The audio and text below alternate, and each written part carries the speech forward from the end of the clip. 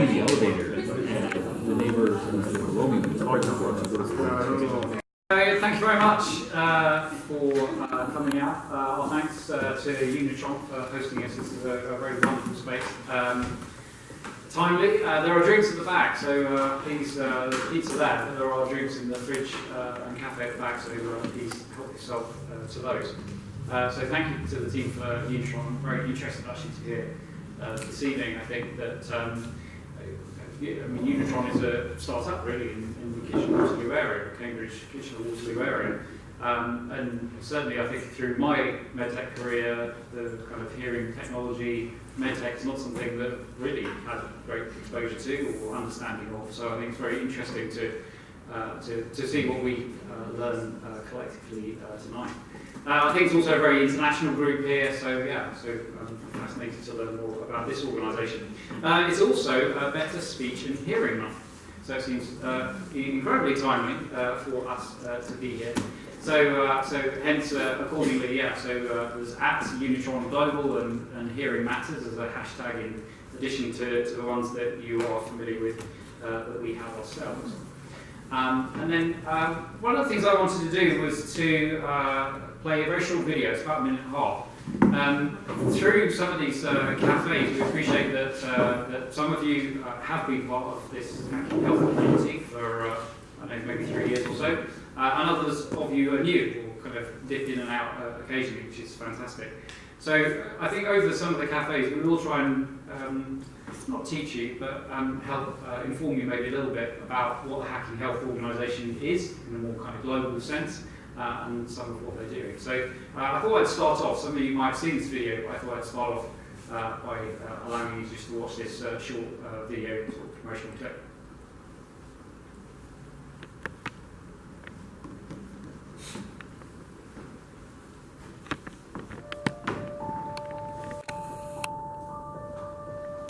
There are different challenges now than what there were, 50 years ago, so we need to adapt.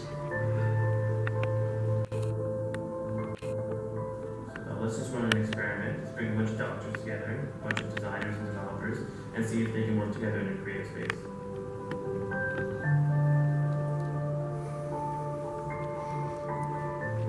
People who probably would have never met each other or come in contact with each other can come into the same place and share ideas and form small teams and build something.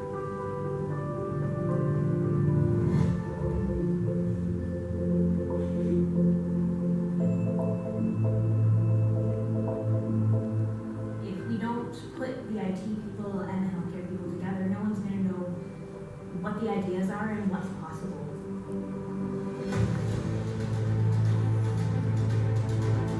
We're trying to build an app for moms and their families that helps them connect with local resources to help them and their babies stay healthy. You get to work in a group on something that everybody's passionate about. And you never really know what's going to come out of an event like Hacking Health, but it's always exciting and surprising.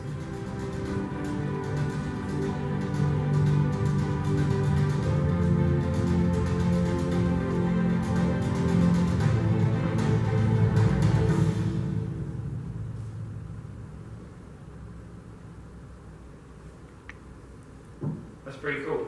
They're working on a new video as well, which will come in due course. Now, I was lucky enough to drive to 6 hours to Ottawa for the Health Innovation Programme kind of hackathon that they had. And they took a little bit of a different take on it, and there's some ideas there that I'm sure we will kind of take forward. So their idea was rather than just do that sort of 48-hour kind of Friday, Saturday, Sunday hackathon, which this was, but they had also kind of preceded it with a series of actually about 6 short workshops, and we've just been a kind of evening like now, or half day, and slowly built up in terms of what that design thinking was, and so that by the time people actually launched into the full hackathon idea, they had a little bit of pre-exposure to it. And then they're actually doing another one, so they've had the hackathon, which was where this photo was taken, and then in the next week or so, they're actually going to do another workshop. So for some of those that won, in terms of how to link with incubators and accelerators and what resources are out there, and yeah, I just thought it was a very, looking really at that sort of go-to-market commercialization approach. But yeah, so that they've evolved this whole kind of hackathon kind of idea into more of a program. So one plug, and then we're going to kind of go on to look at our speakers. So at the end of May, so on May the 30th, we have True North. I think most of you probably now come across that through various communications. But we've been approached and asked if we could do a special Hacking Health Cafe. So we're doing one on May 30th as a special Hacking Health Cafe at the City of Kitchener City Hall. And we have lined up 4 speakers. I'll tell you a bit more about that later. But 4 speakers really is a showcase of kind of the best of health tech in Kitchener-Waterloo. So more later. One final plug before I introduce our first speaker, and that is, if you haven't kind of come across this yet, if you go to hacking-health.ca or just Google Hacking Health, you'll get to the Hacking Health website. And on that Hacking Health website, there is this document, it's a yearbook 2017, and that's a very quick kind of infographic read, and tells you a little bit about, again, the Hacking Health, both philosophy and some of the success stories, and also really how international this whole movement really is, which is what I would really refer to it as. So I'm now going to introduce our third and final speaker.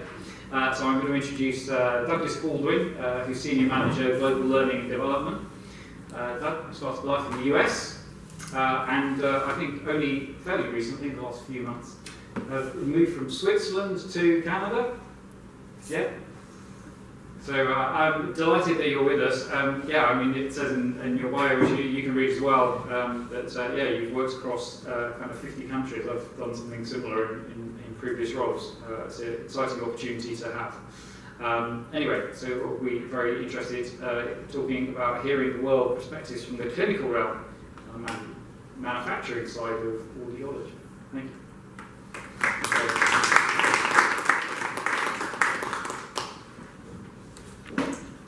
Now, given the time, are we supposed to be finished at 8? 5 minutes is going to be tricky, so the good thing is I'm a fast talker, so hopefully you can keep up with me. So as you can see from the title, I wanted to talk to you about 2 aspects of my profession. I'm an audiologist. I actually, for many years, was the customer of Unitron and our competitors, and so there are quite a few of us who work in the organization and try to provide insight into what it is that we actually should be doing, because we are the ones who are the interface with the actual end users. I did that for a while, and then I switched over to the manufacturing side where I am now, and I thought I would try and share some insights with you from both perspectives. First question I got is me as a kid. I grew up in Wyoming, out west in the US, and I just kind of threw that in for fun. How many of you have ever been to an audiologist as a patient, or a client, or a customer, whatever you want to call it? Only three people in the whole room. That's not surprising, actually. Before I became an audiologist, I didn't know what it was either. It's a profession. So we are a hearing healthcare profession that's got a bit of an identity problem, because hearing itself and hearing problems are also sort of an invisible disability. People hide them, people procrastinate, and so the people who could benefit from audiological services often don't access it, partly because they don't want to, and partly because they maybe don't even know that the profession exists. And in some countries it doesn't. But it does in Canada, it does in North America, and I thought I would just pull up a couple of quick definitions for you. Audiologists are not technicians at Radio Shack. Actually, I don't know if Radio Shack still exists, but audiologists are hearing care professionals. I found 2 definitions for you. The first one is kind of a broad one. The autonomous professionals, primary providers of hearing healthcare. Fine. I went and found a little more detailed one coming from the OSLA, the Ontario Association of Speech and Language Pathologists. So this is pretty specific to this region.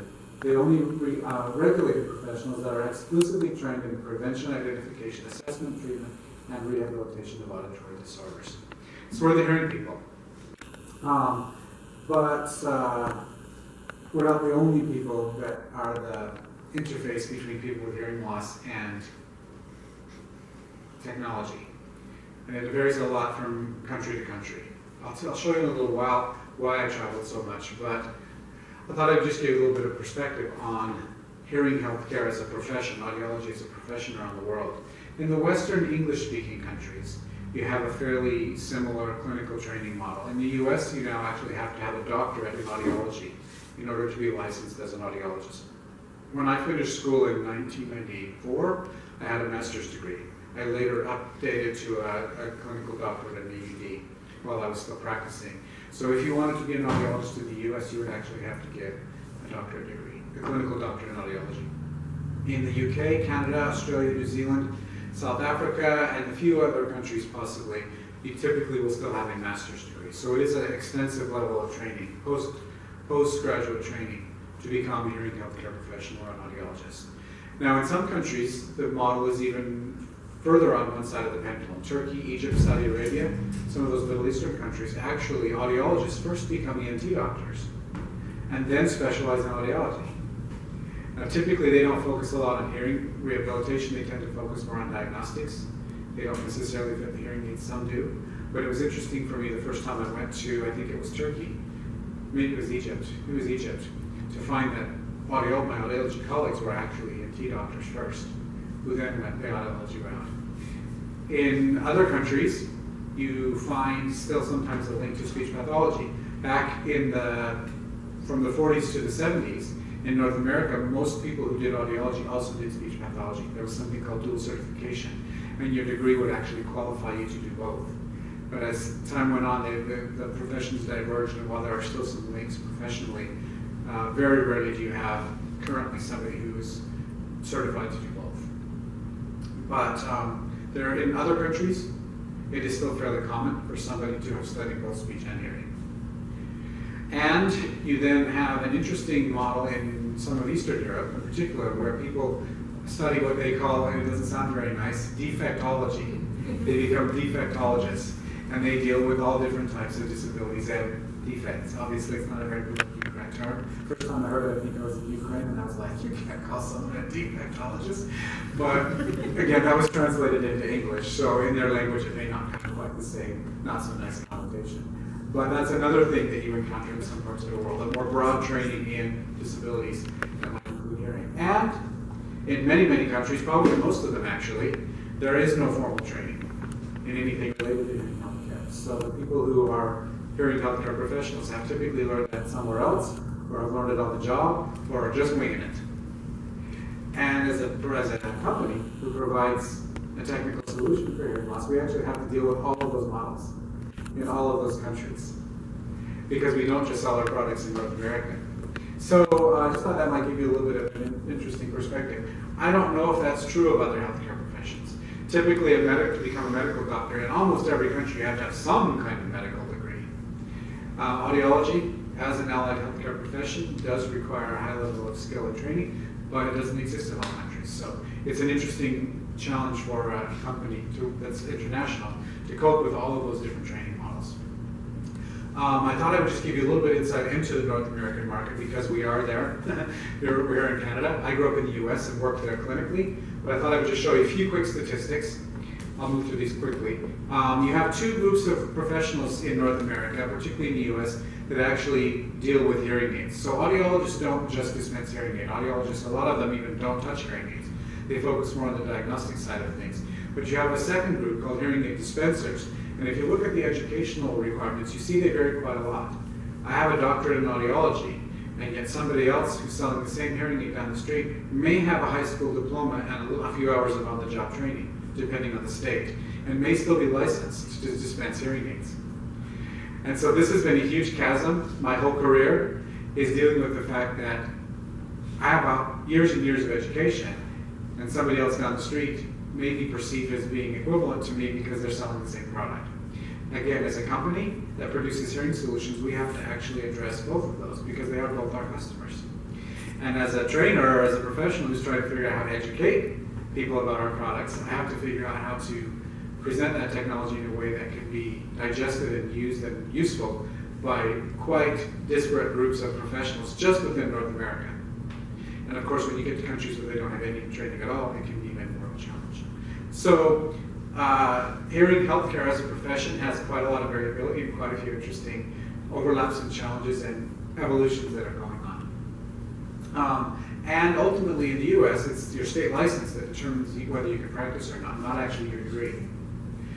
Doesn't matter what degree you have, if you don't have a license in that state, you can't practice. And what determines whether you get a license or not is a state-specific thing. I think it's similar regionally in Canada. I'm not too sure. I'm new to Canada, so I don't know all that regulatory stuff yet. Anyway, let's move on. I don't know why those little symbols, but I think I put those there to show tension between the two groups because it's still quite a tenuous relationship. If you go to an audiology conference in the US, you will very rarely meet a hearing aid dispenser. And the conferences that tailor to hearing aid dispensers, the only audiologists there are the PhDs who have come to speak. No self-respecting audiologist in clinical practice would ever go to a dispenser's meeting. I'm exaggerating a little bit, it's almost that extreme. So the chasm between the two is huge, and yet they still have to find ways to work together and collaborate at times. So anyway, I'm not going to get into the statistics too much, but I just wanted to let you see how things have changed over the years. So this is the percentage of hearing aids that were fit by audiologists as first hearing aid specialists or dispensers, and then you got physicians down there as well. What you can see here is back in 1984, it was mostly hearing specialists and very few audiologists. And this was as of 2000, so this is already almost 20 years old. It was up to 63% audiologists versus 31% dispensers. So audiologists really have started to dominate the profession. And that's a big shift because in the 70s, audiologists were not even permitted to dispense hearing aids. They would do all the diagnostic work, but then have to refer on to a dispenser for the purchase of hearing aids. And finally in the 70s, that started to shift. So that was kind of an interesting thing, and I think it was similar here in Canada. Again, professional certification, you can see a fairly even split there between doctors of audiology, which is the degree I have, and hearing specialist. But then if you include the master level audiologists, you have a bigger group with audiological training versus those that don't. But you still have a large group of professionals with very little actually formal education. And this was an interesting one, I thought, just because I don't know what year this was. This was probably also around 2000. It was about a 50-50 split male to female. I would say that's shifted much more heavily towards female. And depending on the country you're in, it can be very much more so, but not always.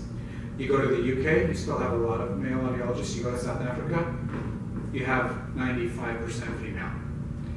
The US is probably, I'm guessing now, is more like 65 female, maybe higher.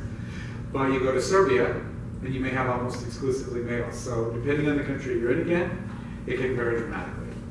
I became an audiologist after studying psychology first. My undergrad degree was in psych, and I decided I wanted to do something a little more concrete, but in a helping profession, and I kind of landed in audiology. Became an audiologist with a master's degree, and then upgraded to a clinical doctorate through a distance education program between 2001 and 2003. This was a picture of me in my first year in clinical practice in Billings, Montana. I was posing for that picture, but those were actually real patients. And sometimes I think in my mind, I still look the same. 24 years ago. When Peter earlier talked about being almost a quarter century, I didn't really like that. I much prefer to say for a little over 20 years. To me sounds somehow nicer than almost a quarter century. But I guess reality bites, right? My first 4 years I worked in a private practice setting. This was my mentor. He hired me out of grad school. I did my clinical fellowship with him, and for 4 years I worked in a whole variety of settings. My first job was actually traveling to rural schools in Montana and actually testing kids and following up on kids in school. And then eventually I started doing more diagnostic work in the clinical office and started getting hearing aids and moved on from there to several other things. After 4 years in that private practice setting, I moved over to a multi-specialty clinic hospital setting where I got a lot more involved in diagnostics, particularly with children. I did a lot of pediatrics. Montana doesn't have a dedicated pediatric hospital. Our facility was a referral center for pediatrics, so about 25% of my caseload was kids. I helped set up the newborn hearing screening program. How many of you have had children that have been born in the last 10 years? Do you remember your child being screened, hearing screening? That was new when I was first starting to work at this job, and I actually was able to help set up the regulatory agency and the program and everything in Montana that actually mandated and got the process rolling for children to be screened. By the way, you can test the child's hearing within a few hours of birth. You didn't know that. We can talk about how that's done another time. And then I did dispense hundreds of hearing aids over the years, so I was our customer. And I even did some guest lecturing. So after 12 years of that, well, that was a picture from Montana, not actually in Billings. Actually, that's up in Waterton National Park, or on the Glacier National Park, which is just across the Canadian border from Waterton. But that was in Montana. So after 12 years working in clinical practice, I thought, is there something else to see and do out there? And I took a chance to move to Switzerland, where our corporate Sonova headquarters are, and started working as an audiologist in the marketing department. Let me tell you, that was a shock to the system. Not just moving to Switzerland, that was culturally different, but going from clinical practice to working in the marketing department was very different. And I never, when I became an audiologist, expected that I would ever do a job like that. I didn't even really know that it existed. But I answered an online job posting for a job in Switzerland and eventually moved to Switzerland, and I ended up being there for almost 12 years. I was doing a lot of different things, including the creation of materials to support product launches, training our staff and sometimes customers, and quite a few other things. I found it interesting, the creative side of marketing. That was one thing that appealed to me, and I had some funny experiences. This was the very first product I worked on. This was the marketing campaign for what we called at that time the Audio PCA, Personal Communication Assistant. It was a hearing aid, but we were trying to relabel it as something that would reduce stigma. So we showed people that were very unexpected, kind of Benetton-style shock and ad campaigns to try and convince people that anybody could wear a hearing aid. Well, it didn't really work very well because we didn't actually market it to end users, we marketed it to hearing care professionals who are our customers still. And they kind of looked at it and went, what the heck is what I'm thinking? So it was a very polarizing campaign. Some people loved it, some people hated it. But for me as an audiologist, it was fascinating to work on this campaign because I was there when we did those photo shoots. I had to make sure, those guys are all wearing the hearing aids. They have the hearing aids on. And I had to make sure they were fit properly and were fitting right and everything. And I remember this guy, when he took his shirt off, we didn't know he had tattoos. We had cast him as a model. And when he took his shirt off, he had this text on his arm. And because I was putting the hearing aids on him as he was standing there, I started to notice what it was and asked him about it. It was actually the lyrics of a Blind Melon song. And I must have made some mental note of that because about 6 months later when this campaign went to market, one of our staff people in Sweden frantically sent around this email desperate to know what that tattoo said. And I happened, by coincidence, to know. That kind of weird interaction with some model with a tattoo is not something that I ever would have dreamed as an audiologist that I would do, but I did. And it was quite a fascinating thing. We also went down the color route with hearing aids, where we had every color known to man, and we gave them all kinds of fancy names and never sold a one. No, we did sell some. But what we found after that experiment is most people still want skin and hair toned, nice looking skin and hair tone colors, but never beige. I'm on a never beige campaign. That's a different story. This was another campaign. I actually went to Hollywood for 4 days, and we did a big photo shoot for a whole series of marketing campaigns. And I put this one in because it made me laugh. We were at a park not too far from the Hollywood sign, where those little kids were playing Frisbee behind the scenes. They had to throw that Frisbee back and forth for like 2 hours. They were so tired when that photo shoot was finally over. But the grass that those people are sitting on is actually grass that was brought in and set on top of the grass in the park. So that's like special photography grass sod that was put on top of the grass that was already in the park. And this grass right here is actually in a pot, just in front of where the camera is. So this whole interesting notion of photo shoots, and these were at a university. And what was funny about this campaign is we shot it in America because some of our US people, North American people, complained that as a Swiss company, a lot of our ad campaigns look too European. So this time we said, okay, so we carted everything over to California, did a big photo shoot, only to find out that 3 of the 4 models were not American. We had cast them. 2 were from Poland and 1 was from Australia.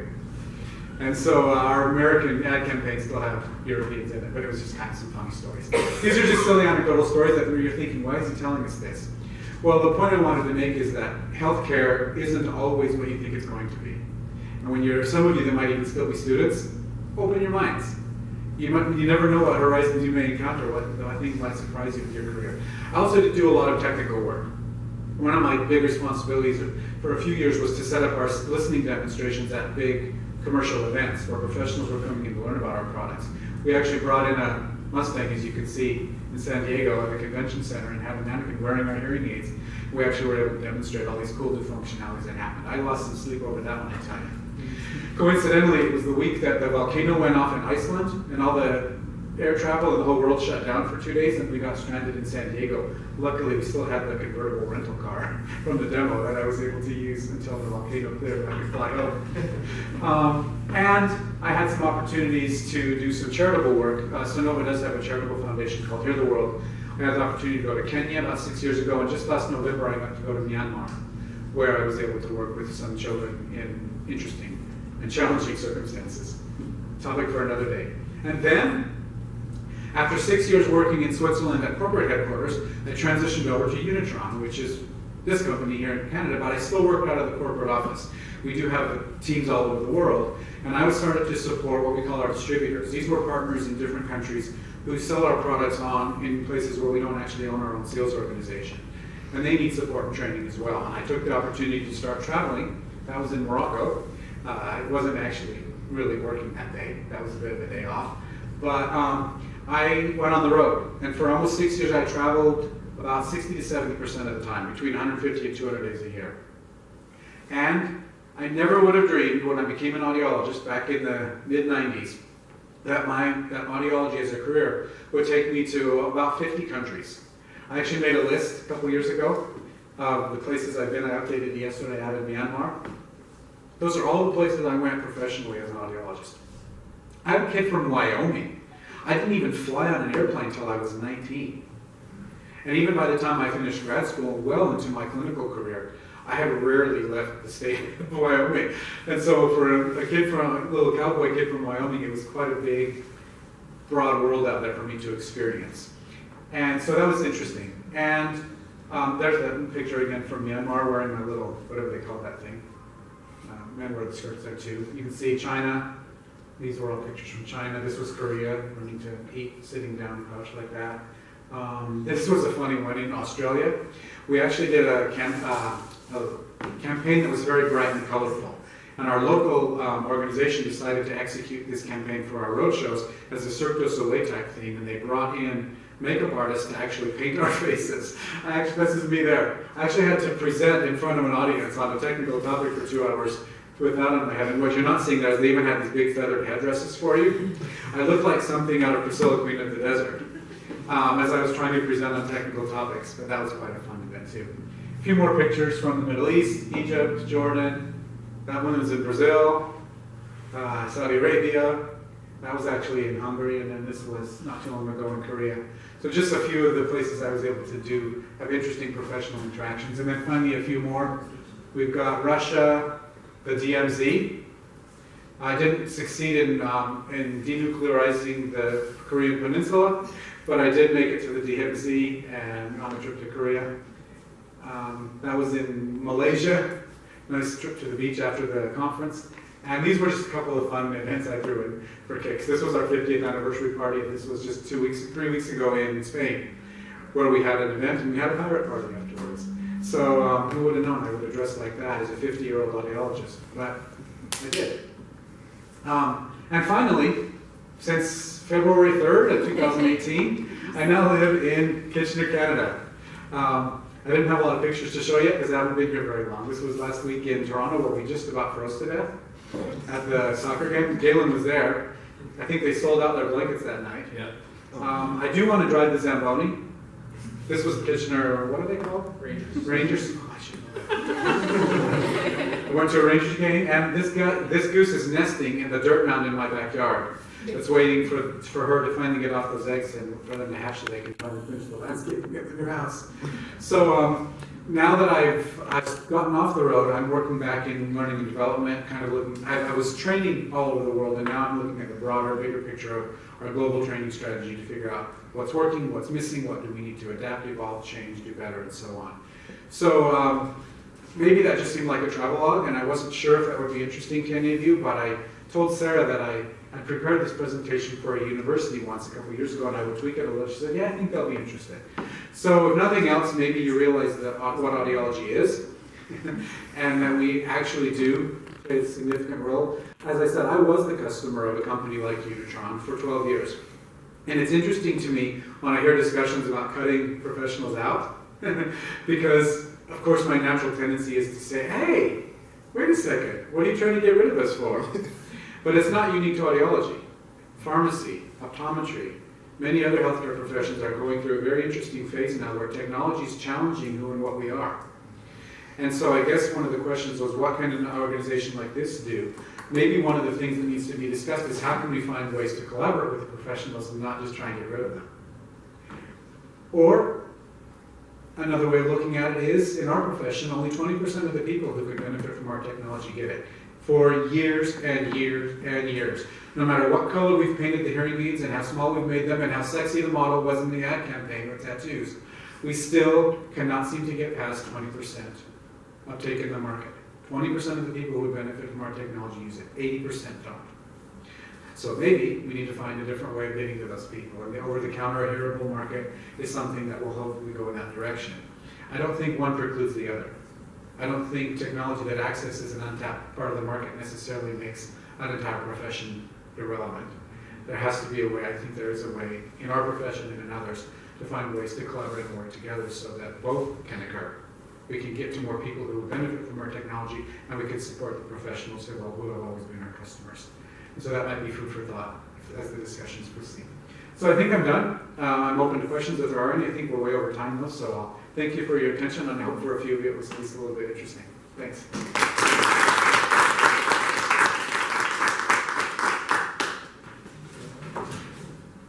Actually, I think hearing somebody's, I think it's boring, but I think hearing your journey from a career perspective actually is also kind of very enlightening to people in terms of maybe, you started off as a healthcare professional and you've kind of meandered through kind of, marketing and to learning and development. So I think that is a really good story too. Just pick up on your last point, Diabetes UK launched a missing million. So we're most trying to find that 80% that you've identified haven't been diagnosed or do not have a hearing aid. So there's some parallels kind of there. So thank you very much for your attention. Thank you very much for attending. Thank you to you, Tron, particularly for being our host. I might cut questions off, if that's okay, and invite you, if you have, just to have questions with any of this team and speakers that we've had this evening. So thank you very much. So one plug is, so we are organising a special Hacking Health Cafe on May 30th at Kitchener City Hall. Please go to the meetup group. You've obviously found the meetup group because you're here. Go back there. We have 4 speakers lined up, and we've tried, many actually of you have nominated some of those speakers, so thank you for that. We've got Zach, who's CEO of Dash MD, Miriam, who's COO of Aero Health, Dia from Ubilab, and Armin, co-founder of Intellijoint Surgical. So I think that you may recognise those. I went to Elliot Thorne and a couple of others and said, who are our kind of shining lights? I think Unitron is one as well, in the region. So do come out. I think that would be a good session. We're on the 10th floor of City Hall, and almost about the same time, just half an hour later, there is a concert in the plaza sort of downstairs. So if we're still upstairs, we might get a good view or be able to hear the music. So we look forward to seeing you then, so please do come out. And then I think all that it remains for me to do is to wish you safe travels home. If you want to get in touch with me, I'm John Gregory, Sarah Bingham, and there's other members of the committee here as well. Thank you very much. Okay,